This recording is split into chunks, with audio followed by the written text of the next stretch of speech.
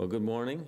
Just a few moments ago, I met with city leaders to be briefed about the flooding situation and the rains that we expect over the next few days, in addition to what we've experienced, obviously, this past week or so. We all want to make sure that all of our systems are in place and fully prepared. City crews, along with MSD, will be working around the clock to make certain that our city and our citizens are safe. I'd like to thank all of our public servants that have been out there hitting it really hard over the last several days. MSD in particular has been going 24/7 over the Easter weekend to make sure all of our culverts are clear, drainage areas are clean, flood walls are going up, preparing for an increase of the river here. We've worked approximately 6,000 overtime hours already with MSD, and there will be many more coming, it looks like, over the next couple days. Now, thus far, the flooding has only caused relatively minor problems. Obviously, if your basement has got some water in it, you don't think it's such a minor problem, but there's been very few reports of that so far. Numerous roads are closed. Homes and businesses along River Road corridor are underwater right now. However, with rains that are expected the next 3 days, along with the waters upstream of the Ohio River flowing through Louisville, we expect the river to continue to rise and impact more homes and businesses as well. So we just wanted to stop here today and talk a little bit, give an update about what's going on in the city and what's being affected, and I'm sure this won't be the last time that we talk. Bud Chardine is in the midst of most of this in terms of reporting for the city. So Bud, who's the director of MSD, will now give us an update on the flooding. Bud?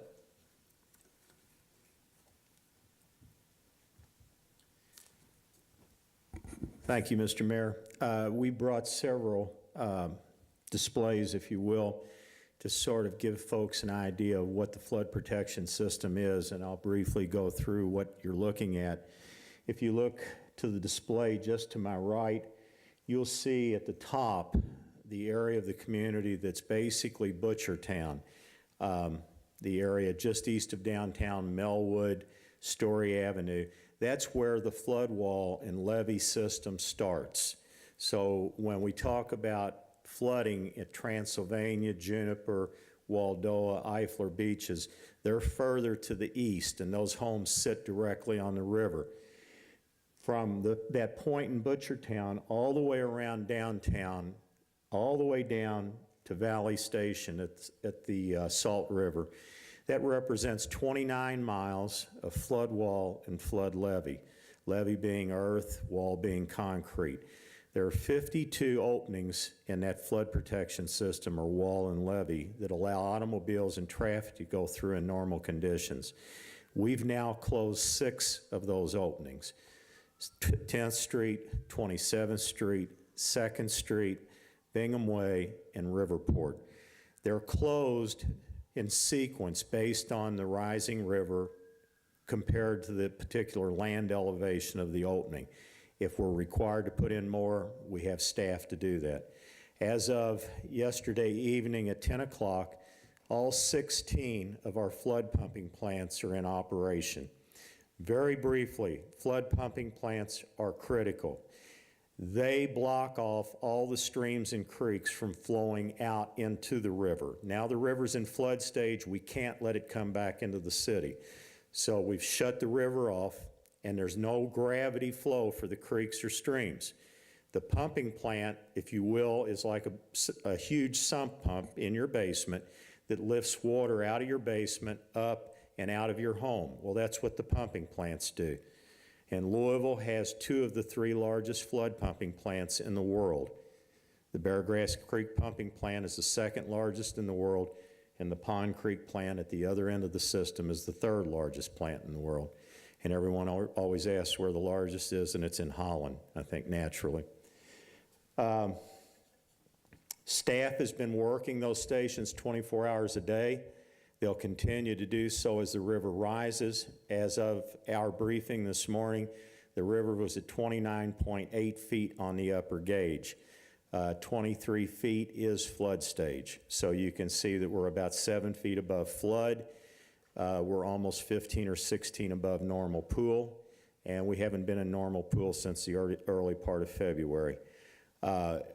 Weather Service is telling us, based on current numbers and projections, that the river will go to 33 feet by tomorrow afternoon sometime.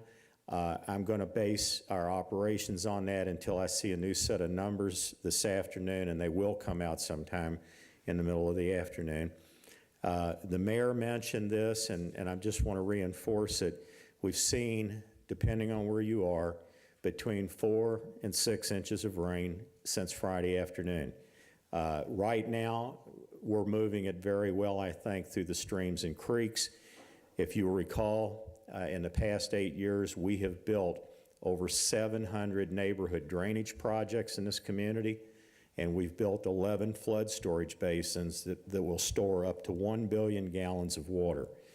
I made a reconnaissance run this morning.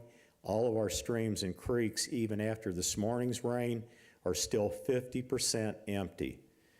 The difference, in 1997, over 40,000 buildings were flooded. Today, I do not have an official report or a call of a flooded home. We've had 61 sewer backups since Friday afternoon. That's out of a total of 233,000 sewer connections metro-wide. I'm sure there are some people who had backups who didn't call, but of the 61 out of 233,000, I think we're keeping ourselves dry, at least through the moment, and that's what's been called in. We're going to stay on 24/7. We're being told that today, tomorrow, and Wednesday could be the heaviest rain based on the forecasts. It's not over with, as the mayor said. This is just a status right now. And I would just briefly call your attention to the map. As Mayor Fisher said, everything we talk about, the flooding in Louisville along the river, everything that rains upstream of Louisville all the way to Niagara, New York, you look at the red bounds on the map, that's the watershed of the Ohio River.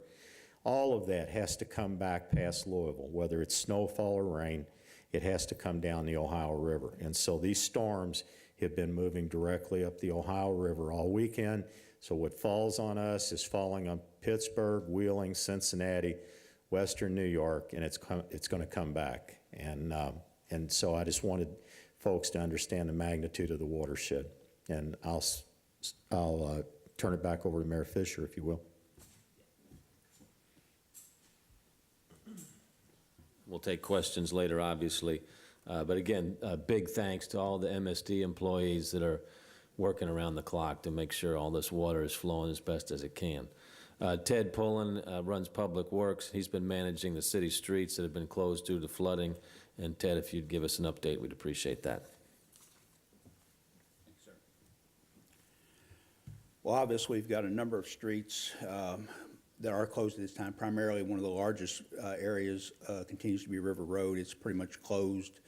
I think you can say more along its length than the areas that aren't closed. We have, from this point forward, most of the streets that are closed and blocked basically is where it's going to be, other than until MSD has to start placing flood walls.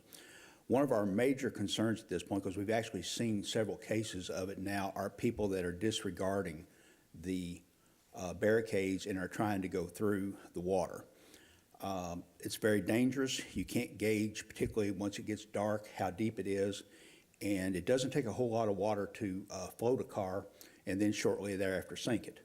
And one of the things that I don't know if most people realize, or at least some people don't, is the fact that most of us have electric windows these days, and when you stall out, you lose your electric windows, and once the water gets so high, you can't open the door because of the water pressure. And so unless you have something to bust one of the windows out or so on, you have to wait until basically the pressure inside the car equals the pressure outside the car. So it's an extremely dangerous thing to do. You have to stay out of water. The other thing is we're concerned, as Bud was mentioning, that they're saying here probably tomorrow and Wednesday, some of the heaviest rain. Well, most of the ground is obviously very saturated. We're anticipating some low areas we will experience some flash flooding.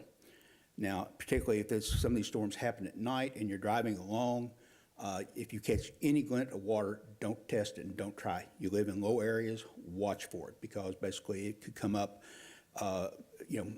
1 to 2 feet or more in a very quick period of time at this point. So here again, do not ignore the barricades, and if you see water, don't try to go through it.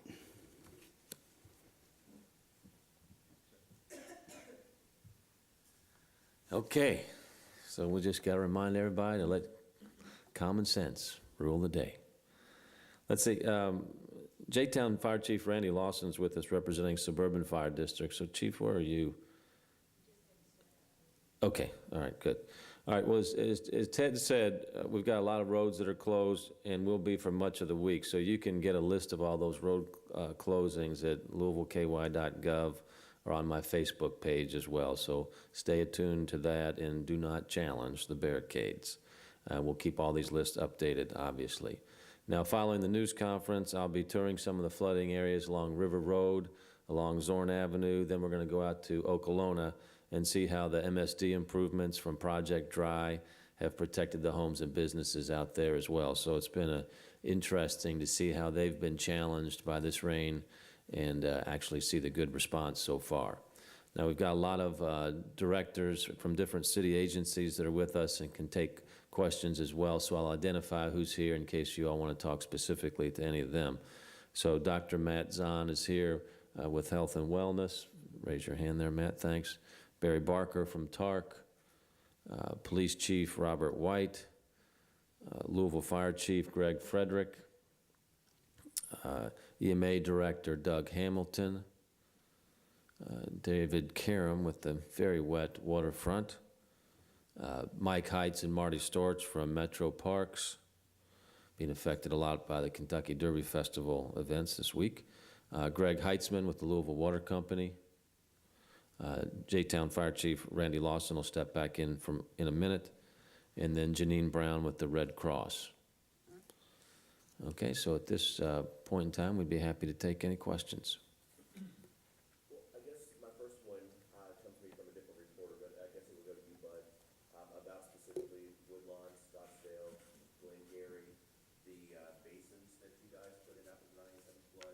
Kind of assess your opinion on how those are holding up now and how effective they are. I think the best thing you can do is drive out to Outer Loop. It's the reconnaissance run that I mentioned this morning is one of the ones that we've done for years, and that's before the basins, and that's before the 750 projects that we built in neighborhoods, and a lot of those went in southern part of the county. You don't see roadside standing water. Pond Creek is running this morning at 50% capacity. Now, this storm 10 years ago would have had Pond Creek out of its banks.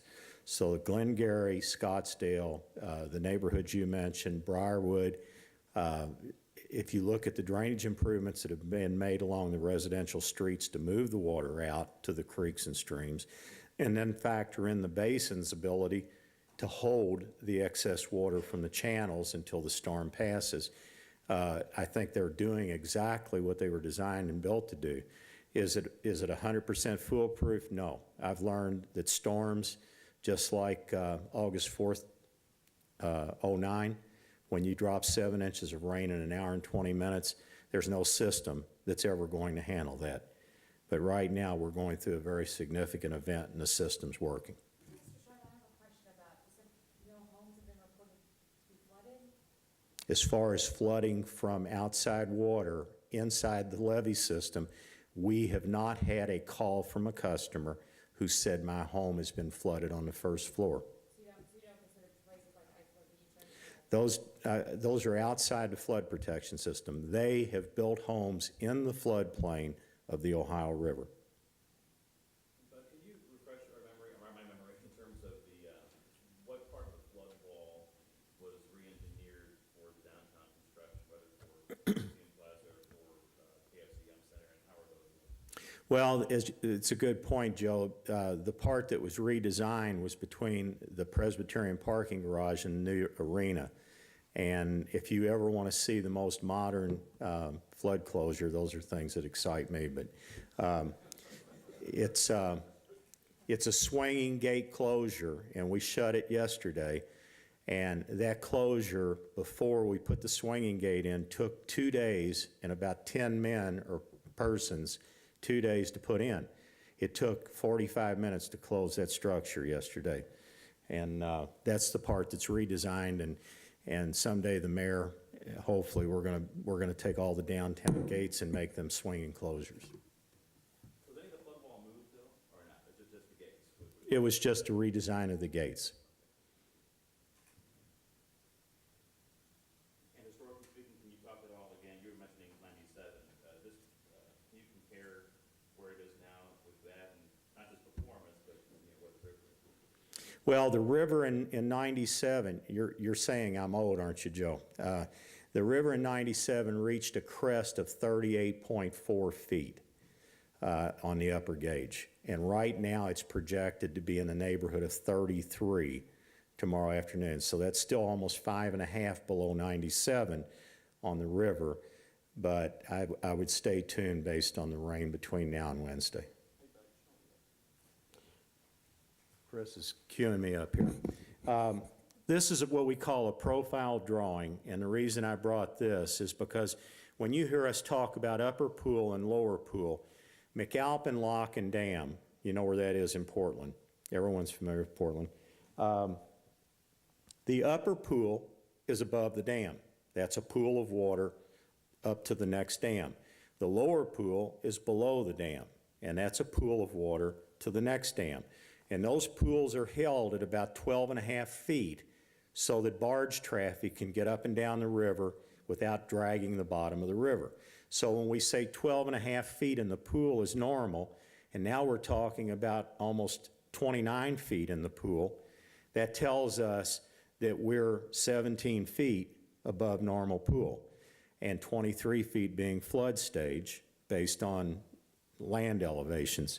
So the green line at the top of the profile represents the top of the flood wall or the flood levee.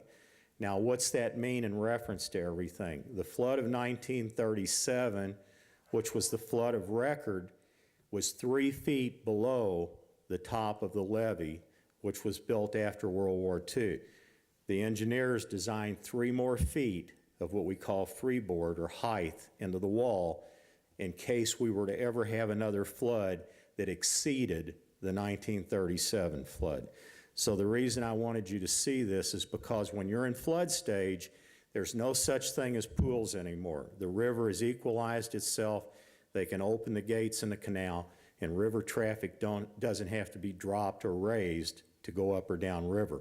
So go over and take a look at the dam. You won't see it. Go down to Portland, take a look at the locks. You won't see them either. Is there anyone here that can speak to, like, the Kentucky Derby Festival and how all this rain is going to be affecting that for coming week? I'll say a couple of things, and you guys help me. The hole-in-one contest is now underwater, so that's being moved to Seneca Park, Seneca Golf Course. What hole? It's on the driving range. Oh, on the driving range. So we're getting very creative there. Okay, and that's the elevation there, we should be safe. Waterfront Wednesday, while not part of Derby Festival, I guess, may move to the Belvedere if it's going to continue. And then how about the Chow Wagon? The Chow Wagon is being relocated to Witherspoon Street. All of it's being moved to Witherspoon Street so that we take all of the tents and things out of the festival plaza where they will be underwater. On the Waterfront Wednesday concert series, we're really looking at the issue of whether we can even move it to the Belvedere, and whether if the rain, Wednesday is going to be the big rain event, it may be wise just to think about canceling that. We'll make a decision about that today. Any other comments on Kentucky Derby Festival? How do you anticipate it being at the Witherspoon Street, the Chow Wagon?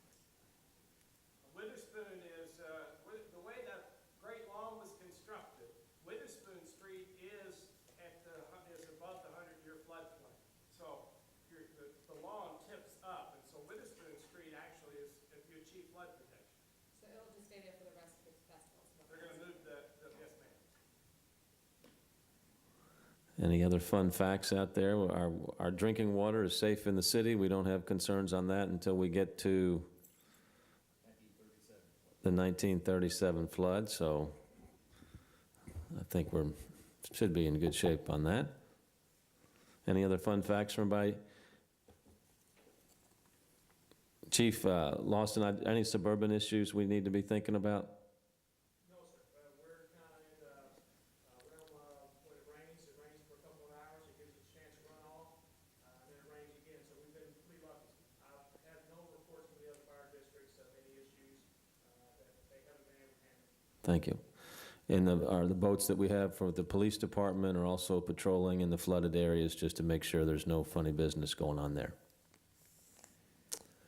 Okay. Sewage into the river. We're on a combined sewer system, as everyone knows, and a lot of the flood pumping plants that discharge water from the lower elevation of the city have to pump a combination of wastewater and stormwater. So yes, how many gallons, I can't calculate it right now. No one likes to do that, but it's the nature of a combined system on a river. EPA and the State Division of Water understand that, and they don't consider that a violation under the Clean Water Act when we're in flood stage. Bud, can I ask you about where we're at in terms of the flood protection system? You talked about it a little bit, but you say it's working. Based on the projections in terms of what we're expecting in the next couple of days, do you anticipate there's going to be any problems with just the basic flood protection system? Everybody's home should be all right over the next couple of days outside of the flash flooding situation? Well, number one, I'm not going to guarantee you anything because I can't. What I can tell you is that all 16 flood pumping stations are up and running. That doesn't mean we have to add any more. They're all working. The simplest part is to set more street closures in the wall and levee if we have to, if the river continues to go up. That's the easiest part. If you're looking for the worst case scenario, that would be a power failure at a flood pumping plant with rain falling at a heavy rate in the city, because then I have a certain number of hours to get the plant back online, or then I do have to evacuate. Has it ever occurred? No. Okay, well, in closing, I'd just like to again thank all the city employees, MSD employees that are out there 24/7, and again urge all of our citizens to exercise caution and common sense, and we'll get through this in a few days and have a sunny Derby week. Thank you.